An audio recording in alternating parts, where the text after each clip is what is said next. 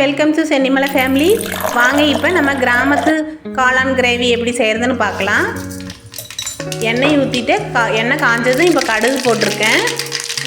கடுகு வெடிச்சது இப்போ பச்சை மிளகாய் போட்டிருக்கேன். பச்சை மிளகாய் கொஞ்சம் நல்லா வதங்கணும்.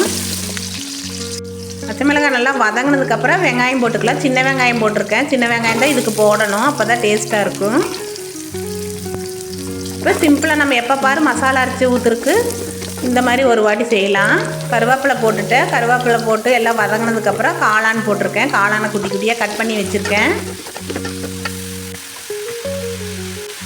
சால்ட்டு போட்டுக்கலாம், மஞ்சத்தூள் போட்டுக்கலாம்.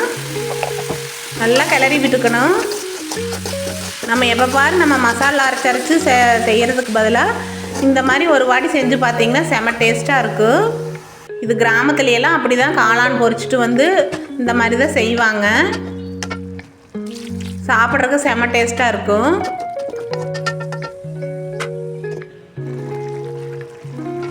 நல்லா வதங்கிடுச்சு. வதங்கினதுக்கப்புறம் கொஞ்சம் நேரம் கழிச்சிட்டு அதுக்கப்புறம் தேங்காய் துருவல் போட்டுக்கலாம். தேங்காய் துருவி போட்டிருக்கேன். நல்லா கிளறி விட்டுக்கணும் கொஞ்சம் நேரம். இந்த மாதிரி ஒரு வாட்டி செஞ்சு பாருங்கள் ஃப்ரெண்ட்ஸ், செம்ம டேஸ்ட்டாக இருக்கும். சிம்பிளாக கொஞ்சம் ஒரு 10 மினிட்ஸு அப்படி அதில் செஞ்சுக்கலாம். நம்ம